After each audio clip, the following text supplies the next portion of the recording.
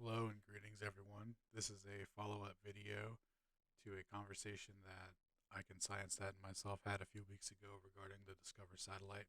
A lot of interesting things have come to light from that, and I think it'll be a cool presentation to show everyone. You know, even if you're a globe fan or a flat earther, I think it'll be cool to watch the series of events unfold. So I got a timeline here set up, and I'm just gonna click the links, and we'll watch a couple clips and stuff, and talk about them, and go from there.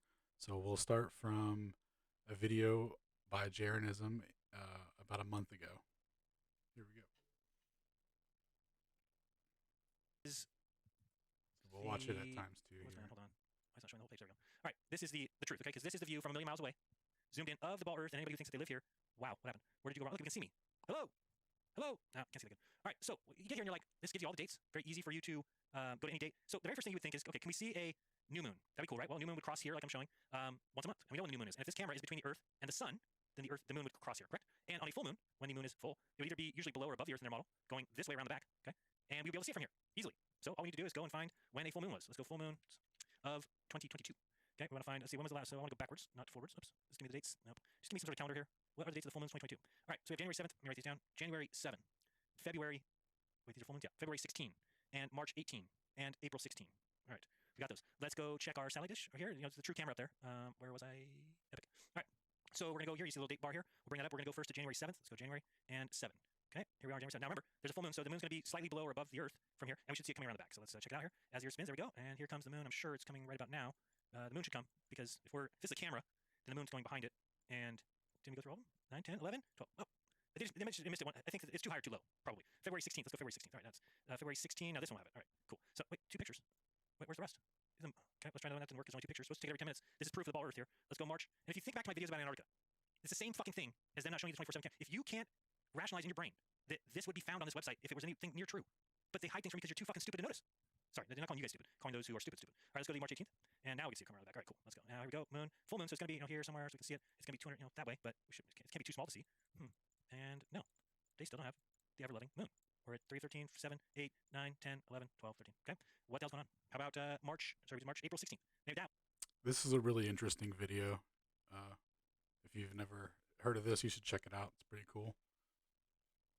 Well, maybe it finally came around. April 16th, looks like 17th is blacked out for some reason. So it must be here. And no, it does not. What would Alex Stein have to say about that? Wow. I owe him $4. If you didn't know, Big Time Stein now charges $4 per use of that sound effect. So Big Time 99, good luck at the Blaze, my friend. And let's just talk on that real quick. I just want to bring this up. You want to talk about exposing somebody as a terrible researcher and mainstream, or to get up and try going to the city council, tell, and that worked. And information agent needs and they have to, when I show things like this, if they're, let's think about it. We're like, okay, so let's say maybe it's way too high or way too low, which is a joke because the moon is only 5 degrees. They say April 16th, can't find it now. Okay, here we go. So sorry, that was just a little introduction to it. So this is where we're going to talk about the angles and stuff and go over that. Let's think about it. We're like, okay, so let's say maybe it's way too high or way too low, which is a joke because the moon is only 5 degrees. They say orbit. So basically, you're talking about like not going to get very much higher or lower than the Earth here. So that's not going to work. We know it'd be an eclipse if the moon came behind there. We'd still be able to see it. But the easier thing to be able to see here would be the moon go in front of here, right? When would we always see the moon cross in front of here? It'd be a solar eclipse, correct? I agree. Let's go and find solar eclipses because then now we'll know because it has to come in front of there. Solar eclipse 2022. Didn't we just have one? Year 2022 has 4 eclipses, 2 solar. April 30th is a partial. Okay, so April 30th was a partial solar eclipse. Now, partial should be, where can it be seen? All right, right here, let's go. So here is the sun, and the moon is going to cross above it. Okay, so we can see we'll start here, and the moon's going to come. No, there we go. Moon's going to cross it this way. Okay, and I don't know why the sun tumbled out of view.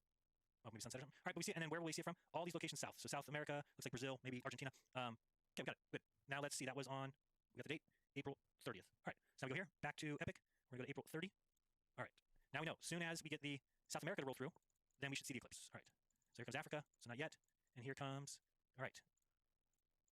What the fuck? What the hell's going on? If this is a million miles away, so it's between the Earth and the sun, a million miles out, the moon at 250,000 miles away would cross right in front of here. But no, we don't get to see it. We don't get to see it for some reason because it's all faked. Okay, and there's nothing. You can go to the next day if you're like, well, Jeran, you're a day early or a day late. No, not. Okay, there is no moon crossing in these views. Okay, and if you think you live here, you just really need to wake up, my friends. Now let's go back to this here because there's something funny that we missed on this twirling Earth here. Here's the funny thing. Okay, so we're gonna go over, his questions there. Let's see where we got. How often should we see the moon? Oh, that's the one I should have clicked. Sorry about that. It was a little longer than I expected. I might go and cut that out. Anyway, so here's he was what he originally thought that they would say, but dismissed it because of the 5 degree angle. That's actually what they say. This is a not to scale representation. Obviously, it's just something I whipped up. But this is, kind of what they're saying. So this would be the satellite here. I highlighted it in red. And then this is its line of sight, to the Earth. And then the moon is just kind of slightly outside of it, I guess, is what they say. And sometimes it just happens to be inside of it. So it's a rare occurrence. That's why they say that. And then they do provide images that it does happen. So we're gonna go over those as well.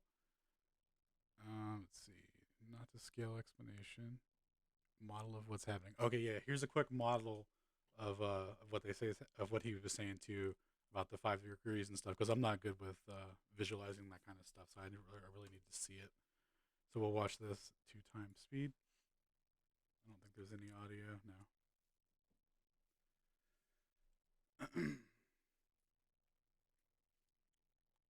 So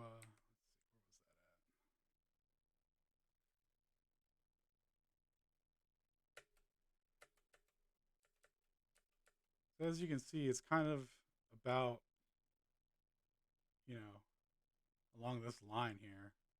Yeah, right. So exactly on this line. So when we're looking at the pictures later, we'll keep that in mind of how it because they say it's a million miles away, and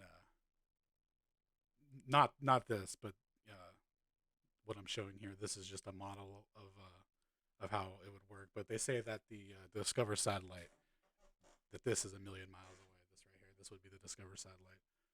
So we'll continue here. So Jeran was asking about solar eclipses from being able to see the solar eclipses. So let's see. No, that's not it. 1 second. So okay. So I went and checked different solar eclipse dates from the date since the Discover was launched, and you can cycle through these. I'll just do a couple here. They never show the moon casting the shadow on any of them. Here's another one. Here's a March 9th, 2016. Here's his shadow here. And keep in mind, they say, it would be plus or minus, 5 degrees or whatever. So it would be like right around here. But like we can see this, but not the moon. I don't know. They say it's just outside of that. But, I don't know. So anyway, we'll show a couple more here. So there, so right here they're saying the shadow. It's right here, and it's just can't see the moon there. And I think that's all they show for this day. Yeah. So some of them are weird, and you'll only see like a shadow right here or here. But I'll post a bunch of links to them, and you can just look at them if you want. I'll have a detailed description of all the sources and all this stuff. So here, oh, whoops, that's a little early. Um, so they do have videos saying that the moon has been captured transiting and stuff. So we're gonna go over uh, those dates that they claim that the moon transited. So there's their website here. This is for the Discover satellite. Now you can go here, and like Jeran was saying, he kind of already gave the intro, so I'll just kind of quickly recap. You can go here and look at different days for satellite footage. And if you go to, what were we doing? The moon transits. So if we go to moon transits, let's see. I gotta Google it real quick. NASA transits.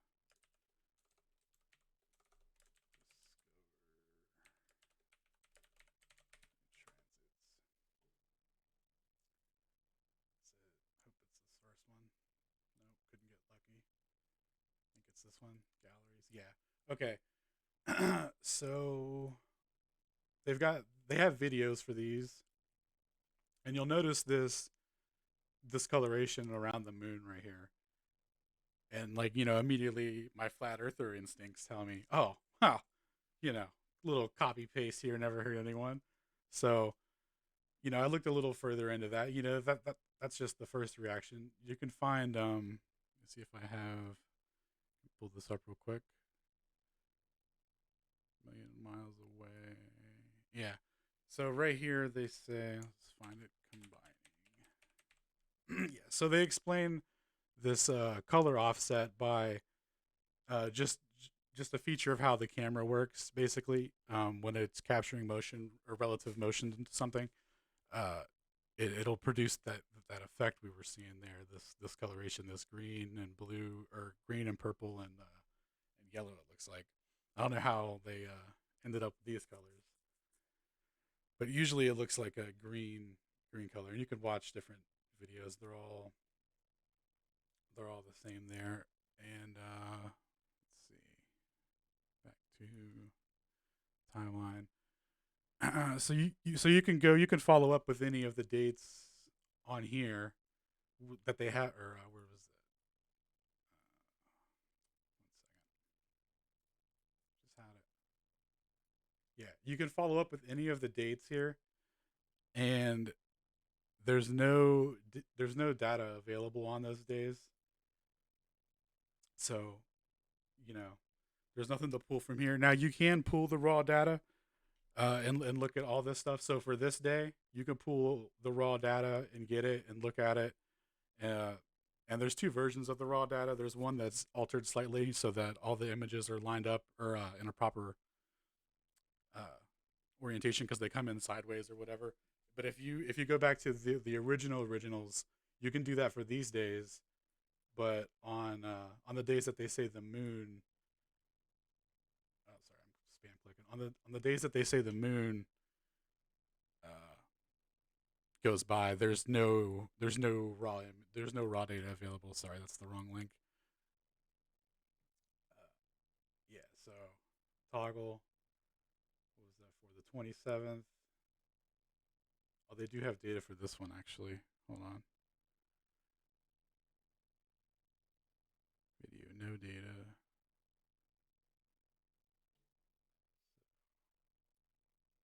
16th. Yeah, it didn't have anything for this. This was supposed to be on the 16th. We got the 27th.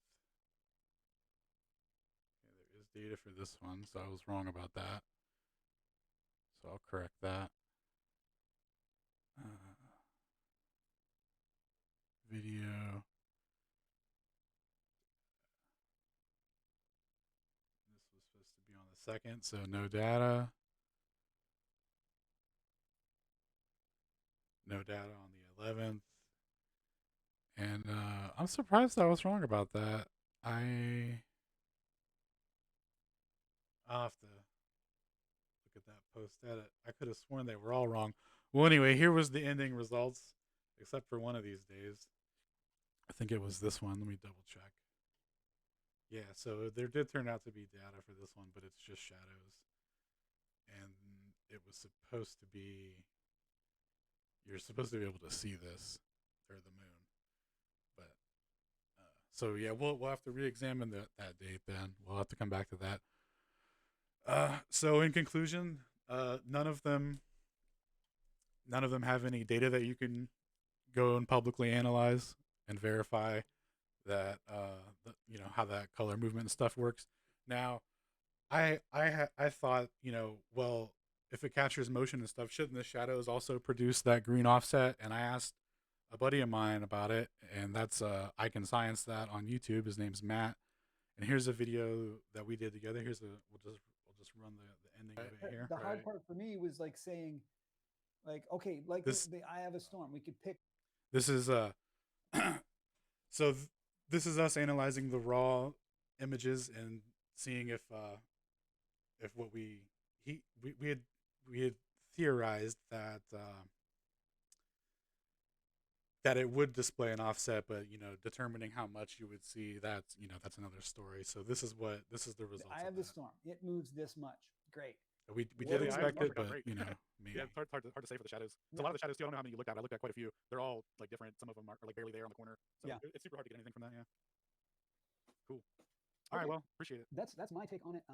Yeah, and hopefully, I mean, like for the viewers at home as well as yourself, like one of the things Alan said, we've been talking about this for a while now, like a week or so, right? And I was like, oh, I think you have to go get the original raw data maybe to see this. And you're like, are you even sure that exists? And then you can get it. And I was like, actually, no, I've never gone to get it. I heard that you could get it, but I didn't go get it. So yeah, I'm gonna go get it, and hopefully I've shown everybody here. Yeah, you can go get this. Go get it and look at it and pick it apart. Yeah, I'm glad you did, because the quick Google searching I did for the raw data, which admittedly wasn't very long, but I found like a couple of like Reddit topics that came up, and it was people asking for the raw data, and then people in the comments were replying saying, "Why do you want the raw data? Don't you believe what NASA's saying? Like, were you a flat Earth retard and all this stuff?" And it was like, dang, like these people have never seen the raw data either, and they're like already, why are you asking for it? What makes you so special? And it's like there's this whole attitude around questioning these people, and that's what I don't know. Yeah. It's just something I see, and it's just like, why are you questioning my daddy? And it's like, whoa, relax, dude. You're right, and I think that attitude needs to stop. Right? Yeah. I want to see the raw data too. That doesn't mean I'm some kind of flat earther, right? Exactly. The guy that was asking the topic probably wasn't even a flat earther. He seems super into it just based on his post history. But anyway, yeah, I'd like to make something that kind of that presents both sides of it, and it's just like, how do you feel about it, or what can you add to it, rather than no, it's this way and you're a retard if you don't think so. Because I think that traps us all, and I think that the argument's designed that way specifically by outside forces that just make it that much worse to deal with. Yeah, and this is YouTube, right? So I think the YouTube environment is particularly conducive to an argument. Right, some drama, right? Yeah, for sure. I don't do drama, so I don't think my channel's all that. Oh my gosh, did you see that eclipse on Himawari? All right, so if you want to catch the rest of all that, we go over the Himawari, but also earlier in the segments, he shows you how to get the raw data and how to process it and all that stuff. It was pretty interesting.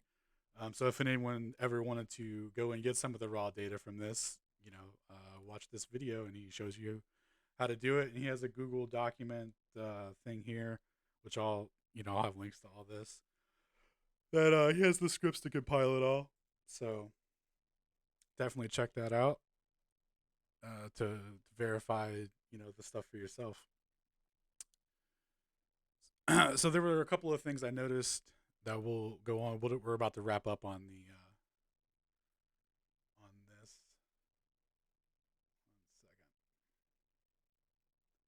1 second. Okay. So there were a couple of things I noticed, and it was I kept seeing these weird glints, and I thought I saw a repeating glint, like it was a stamp, but that turned out to be an error. So I just wanted to mention that. And there does seem to be some weird problem with their website where sometimes you'll click on a number here and this will change, like the globe position will change, but the picture won't. So that'll happen sometimes. So look out for that. And then this is where I thought I had repeating glints. I'll just show you. I thought this one was stamped because when I went to number 7 here, it was the exact same, but it was just some bug. Anyway, here's a photo. Oh, okay. So I found this image where there was this red spot, and I wanted to see if it showed up in the raw images because I was trying to. We were also trying to determine, at what point do these get photoshopped out to the public? Like, is this photoshopped? And the answer is yes. Because they all come in like this. These are, oh man, my bad. I forgot. I didn't even show you guys. These are what the raw images look like. Pretty cool stuff. All black and white. This is what they come in as from the Himawari. Discover.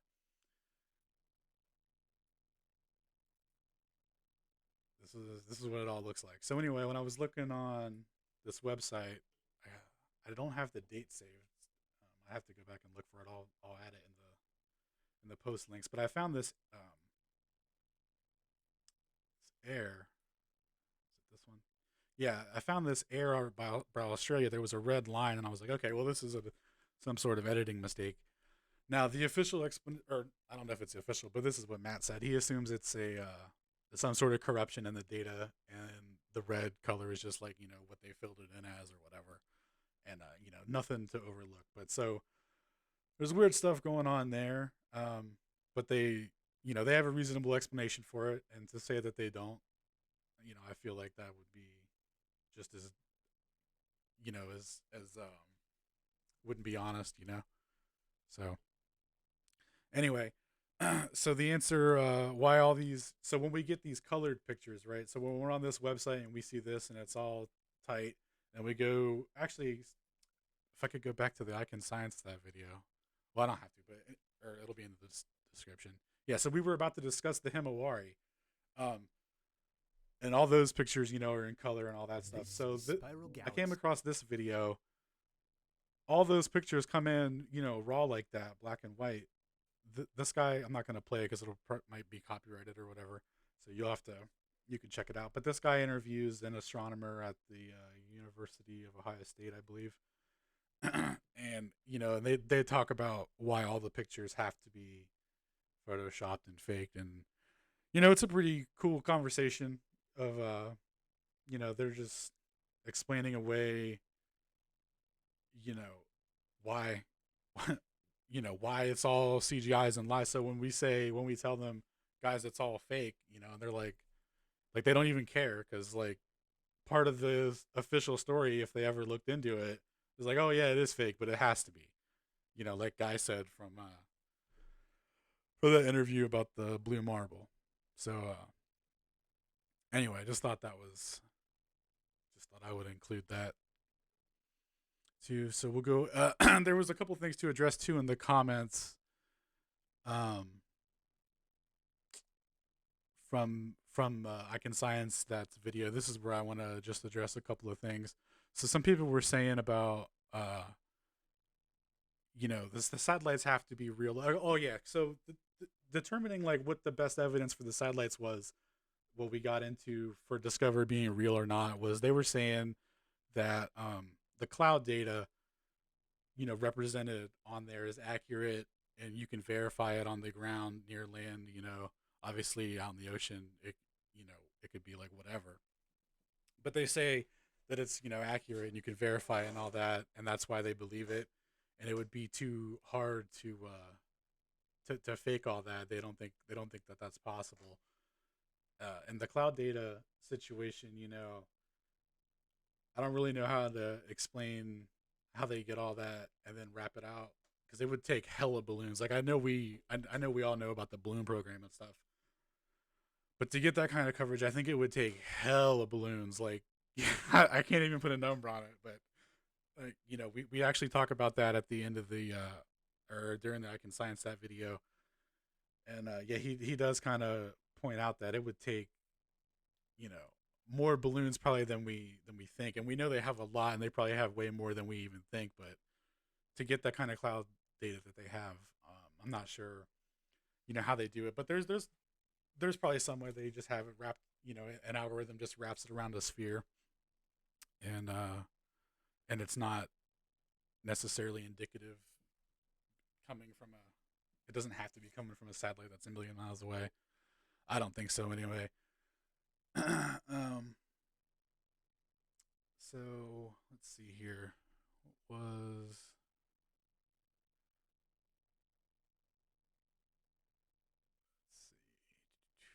So yeah, and then another proof they were saying was how GPS works and how it's accurate and stuff. Well, I came across. Let me see if I can pull it up here.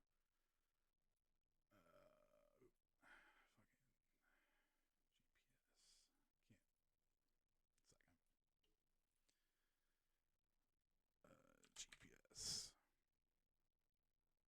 What did I save that under? Satellites.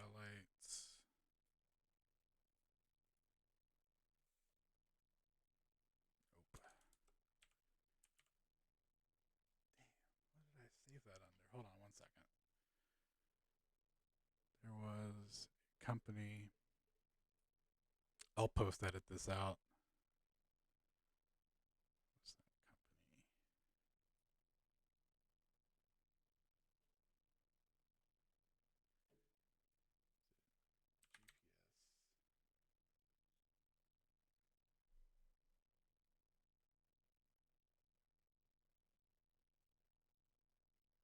What was that company?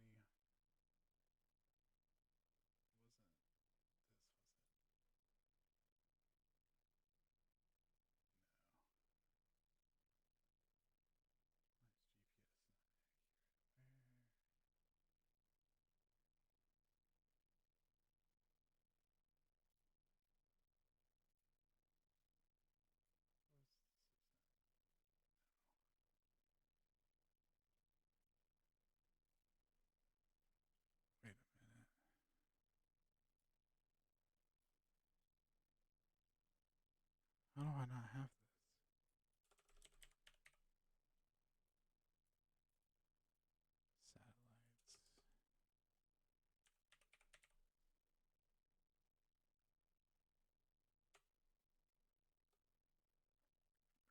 Interesting.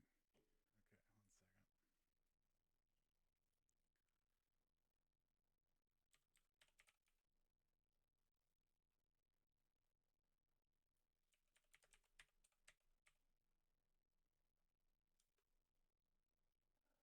1 second. Wow. History. GPS.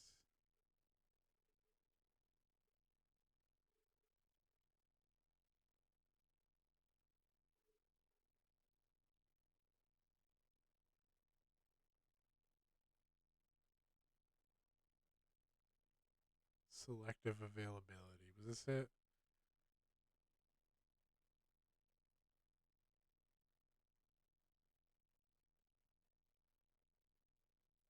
Yeah, okay. Sorry. I totally blanked on that. I'll cut that out. So this is called selective availability for GPS. Uh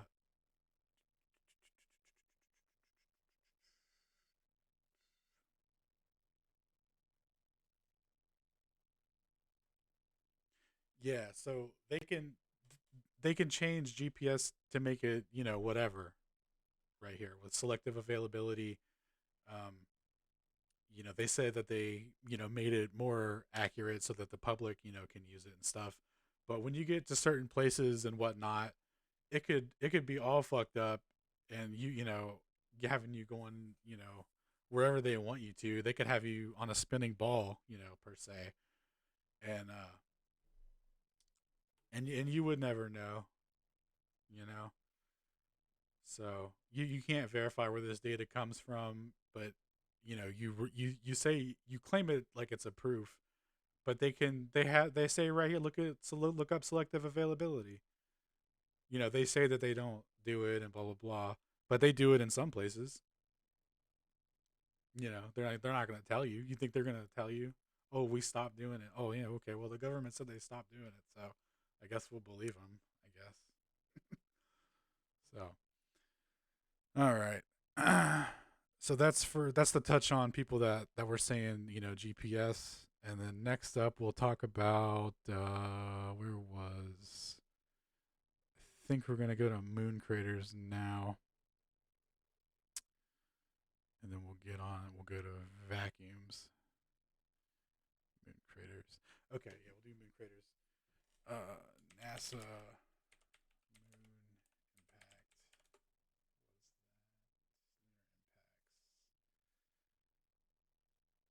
impacts? Excuse me. Okay, whatever the fuck that is. Click here to flash. Observed by Let's see what we got here. Nope. Thought this was supposed to be a video. Okay, this is not what I thought it was. Where was that video? Impact. Deep impact. Was this? No. Oh, okay. So real quick, this is a lunar transit from another satellite called the I want to say, what was it, the Epic? Can't remember.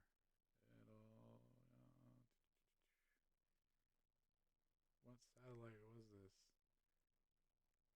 Deep Impact. That was the project name. I don't know. They're all weird. Anyway, Deep Impact. Oh, I'm sorry. So this is from Deep Impact. This is what they give us here. Let's see if I can pull this up bigger.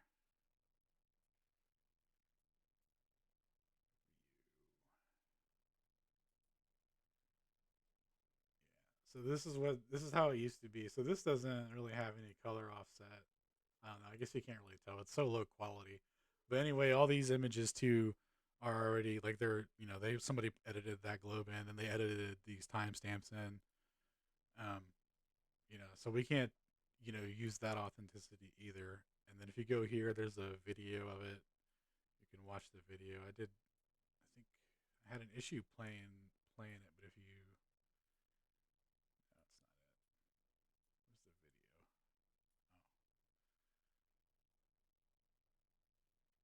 Oh, yeah, it wasn't quite playing. Let's see, save as. So we'll watch the video real quick. This is what they present to the people.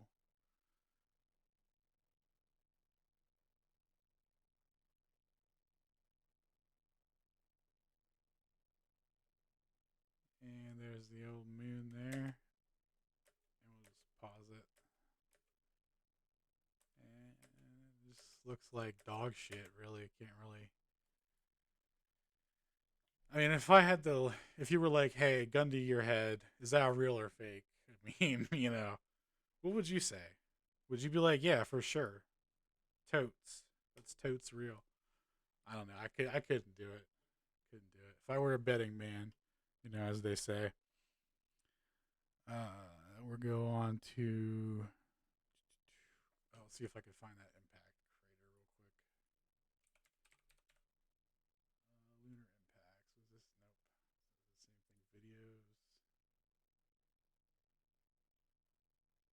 Artist conception depicting a small but powerful. Okay. I think this might have been it.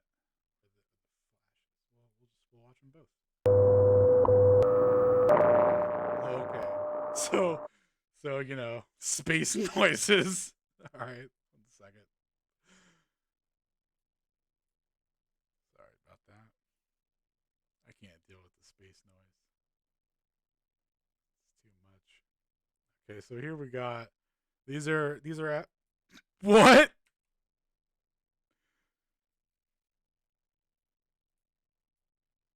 So what? Anyway,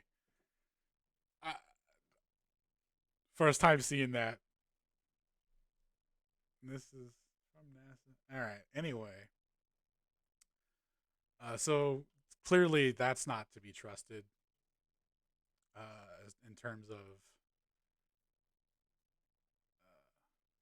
evidence of how a crater was made. And then we'll try. Well, that one says artist conception, so we'll just go ahead and assume that's not.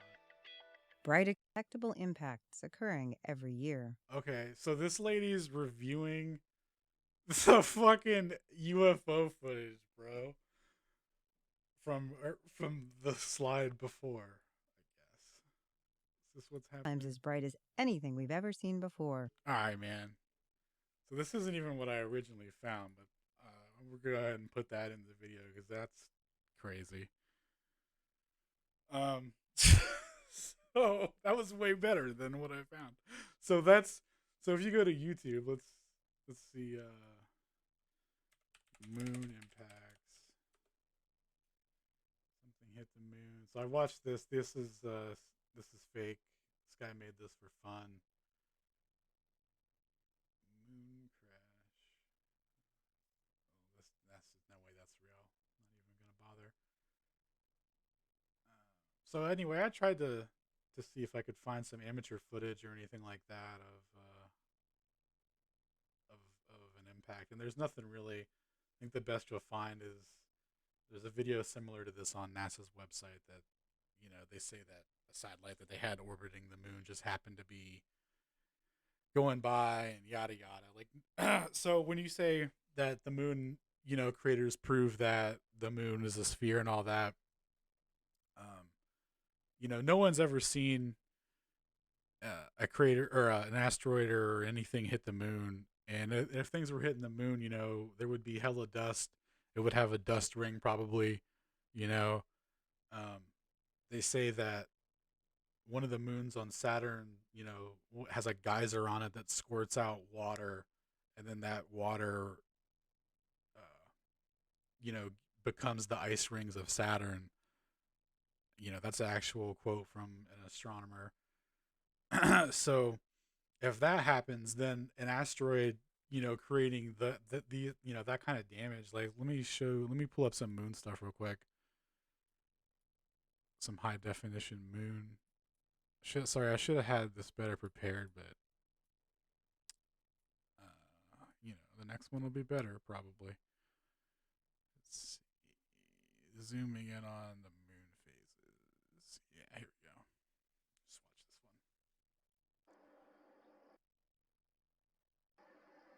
one. Okay, so they're saying that the moon is a reflective surface because asteroids hit it and made all these craters, and the craters broke up into like asteroid dust crater or dust, and it's super sharp and reflective or whatever.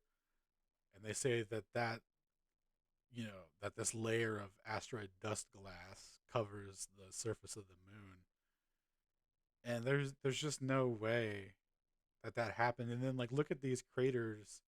There's nothing inside of them. If an asteroid hit it, so the whole asteroid became nothing and it's just an empty crater. You can even look at what they say that are asteroid craters on Earth. There's nothing inside of them.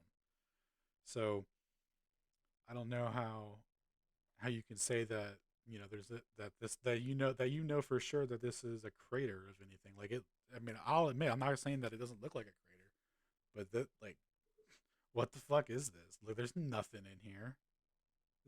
Nothing. Like nothing hit this and made this. I don't think so. I mean, yeah. So this giant crater here, something hit in the middle, and it hit it dead on. Everyone's dead on. Perfect circles. I don't know. I just don't believe in that. And I think we're close to wrapping up here. Okay, so this is a completely separate side conversation. This is just something to follow up on Matt with that we had a conversation about a while back. It was about testing in a spacesuit in a vacuum, and the result was the guy's spacesuit immediately failed, and they had to abort the mission or the test or whatever. And the guy said he almost died and yada yada. And now Matt was saying that that I believe he said that the tube spun. I couldn't go back and find the quote, so I'm just if he corrects me on this, totally fine.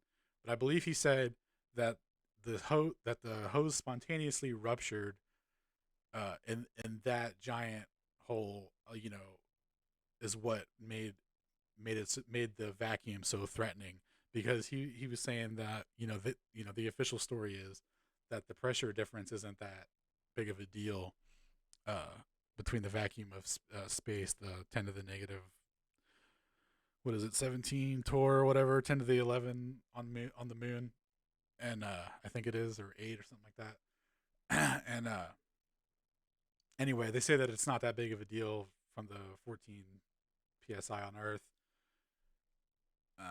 But the reason that it was in this guy's particular case was because it ruptured and it was a big hole. So if it's a big hole, it's a big danger.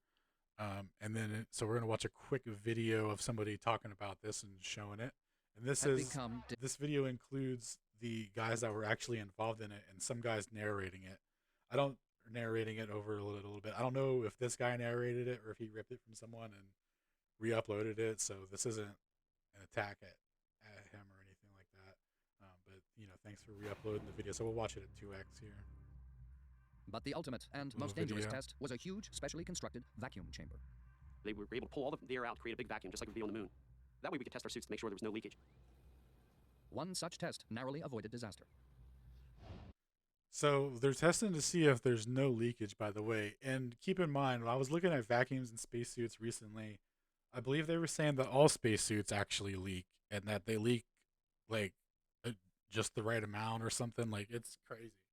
So they're testing here for no leaks, but anyway. Jim LeBlanc was the test subject in the vacuum chamber. Cliff Hess, the supervising engineer outside. Jim, while you're exercising, I'd like you to stay intermediate all the time, okay? I'm pretty cool right now. Okay, well, you'll warm up here in a minute, so let's stay right here if you can stand it. The testing started just normally, like they all do. So this guy, 1966, and keep this date in mind because that'll come into play here in a minute. And Jim was at a vacuum in a spacesuit. With all the air sucked out, all that protected him was his pressurized suit. Then something happened. I heard over the headset that he was losing suit pressure. The tube pressurizing his suit had become disconnected. He was in serious danger. What did that say? His suit had opened. With all the air sucked out, all that protected him was his pressurized suit. Then something happened. I heard over the headset that he was losing suit pressure. The tube pressurizing his suit had become disconnected. He was in serious danger. Oh, okay. It's a. I was like, what the hell was that? All right. Anyway. There wasn't any feeling. It was just happening so fast, trying to get the chamber back to a safe pressure and Jim to a safe pressure inside the suit. As I stumbled backwards, I could feel the saliva on my tongue starting to bubble just before I went unconscious. And that's kind of the last thing I remember. So if you're just listening to that casually and not really thinking about it, the guy that's narrating this in between them giving their testimony kind of includes the hose thing on his own. Like, I don't know where that guy got that from, but he says that the hose came off. And I saw a couple other videos on YouTube that were covering this, and they all were also saying that the hose came off. Not a big deal. I'm sure someone got a minor detail wrong, and I know people copy other people's videos and stuff like that. So, I'm sure that's not too conspiratorial, but we'll get back to it in a second. Essentially, he had no pressure on the outside of his body, and that's a very unusual case to get, and there's very little in the medical literature as to what happens when you have that. There's a lot of conjecture, that your fluids will boil. Within 25 seconds, a co-worker sitting in a partially pressurized antechamber and wearing an oxygen mask was able to dash in. At the normal rate of repressurization, it would have taken 30 minutes to make the chamber safe. Hess repressurized it in just over a minute. That's much, much faster than you would ever come down in an airplane. It would really hurt your ears if you did that. Finally, it was safe to let a doctor in. Miraculously, LeBlanc had already regained consciousness. When I stood up in the chamber, I felt fine. My ears ached a little bit from the course of rapid repressurization, and that's basically the only effect I had. It was one of the few instances where anybody was ever exposed to that low of pressure and lived to tell about it with no obvious damage. Such an accident in space would have been fatal, but thanks to testing like this, no astronaut has ever had to face a similar situation. Okay, so that guy added that to the end there about it being fatal and all that. And again, I don't know, who narrated that, but anyway, NASA actually has an official, document about it, or not a document, but something that they've presented about this. And here's some literature on it. We'll go to 1965. Now, in the document here, they say that this happened in 1965. Now, keep in mind, in the video infographic, they said guy had worked there from 1966 to 68. But anyway, they described the whole incident here. The vacuum chamber remained unconscious, boiling altitude, blah blah blah. So. But here's the difference though. They do actually say that it was from a leak. They don't say that a hose. Here, where was it? Leak. 1966. Yeah, you could hear leaking. Yeah. So no mention of the hose coming undone. They actually say that it was from a tiny leak. Well, not tiny. I added that, but they say a leak. So you would think, just something tiny and not significant, like a rupture or something. So anyway, here, and then also there was I don't mean to butcher the name of this, but this is the Suez. These guys all died from a leak, a valve leak, I believe. I couldn't find anything about specifically how big the leak was or anything like that. But these guys all died to a leak. So, when we were talking about the Don Pettit video, and he's like, well, then, you have a leak and it's no big deal. And Chris Hatfield tweets his buddies, oh, good work using epoxy up there in the 200 degree, or 250 degree thing. Like, it's so ridiculous. Like, so these guys all die to a leak. This guy almost dies to a leak. But but if you have a leak, you have a leak. So I don't know. It's all very hard to tell, where to go from that. So anyway, appreciate your time. Thanks for all that, and encourage you guys to do your own research, as other people in the truth community promote. And totally agree with that, because you'll find interesting stuff. And we're gonna do another video. There'll be some more interesting stuff coming out, And I've said interesting way too many times, but I think if I say it a couple more, maybe I'll balance it out. But anyway, all right, thanks.